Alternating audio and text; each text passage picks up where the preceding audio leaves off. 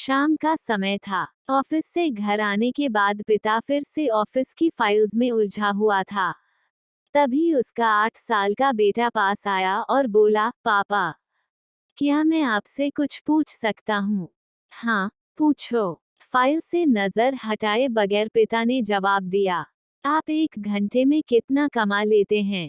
बेटा ने पूछा। इस अजीब सवाल पर पिता को कुछ गुस्सा आया। उसने जवाब दिया, तुम्हें इससे क्या मतलब? क्यों बेकार के सवाल पूछकर मेरा समय खराब कर रहे हो? देखते नहीं, मैं काम में बिजी हूँ। पापा, मैं बस जानना चाहता हूँ। प्लीज बताइए ना, आप 1 घंटे में कितना कमा लेते हैं? बेटा जिद करने लगा, 500 रुपये। पिता ने जवाब दिया और काम में लग गया। ओह, बेटा सिर झुकाकर कुछ सोचने लगा। फिर सिर उठाकर बोला, पापा, आप मुझे 300 रुपये उधार दे सकते हैं? ये सुनना था कि पिता का गुस्सा बढ़ गया। वह बेटे को झिड़कते हुए बोला, अच्छा, तो तुम इसलिए मुझसे मेरी सैलरी पूछ रहे थे?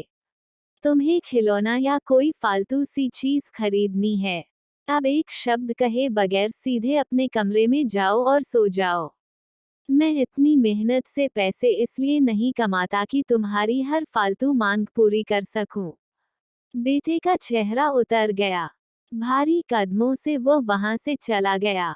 पिता कुछ देर तक तो बेटे की बात पर नाराज रहा, फिर काम में लग गया। काम खत्म होने तक उसकी नाराजगी भी खत्म हो चुकी थी। अब उसे बेटे के प्रति अपने खुद के व्यवहार पर डैक होने लगा।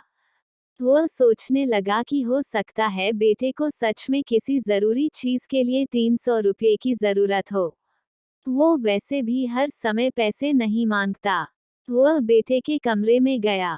देखा, बेटा बिस्तर पर लेटा हुआ था। उसने पूछा, सो गए क्या? बेटा तुरंत उठकर बैठ गया और बोला, नहीं पापा, मैं जगा हुआ हूँ। बेटा, मैं काम की वजह से परेशान था और मेरा काम का गुस्सा तुम पर निकल गया। मुझे तुम पर गुस्सा नहीं करना चाहिए था। ये लो 300 रुपये, जो उस समय तुम मुझसे मांग रहे थे। पिता बेटे के पास बैठते हुए बोला, थैंक यू पापा। बेटा चहक उठा। 300 रुपये एक तरफ रख उसने अपने तकिए के नीचे दबे कुछ नोट निकाले और उन्हें गिनने लगा। ये देख पिता को फिर से गुस्सा आने लगा। वो गुस्से में बोला, जब तुम्हारे पास पहले से ही पैसे थे, तो तुम और पैसे क्यों मांग रहे थे? क्योंकि मेरे पास पूरे पैसे नहीं थे पापा, अब हैं। बेटे ने मासूमियत से जवाब दिया, पापा ये लीजिए 500 रुपये।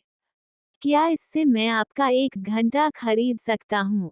प्लीज कल आप घर जल्दी आ जाना, मैं आपके साथ डिनर करना चाहता हूँ। बेटे की बात सुनकर पिता अवाक रह गया।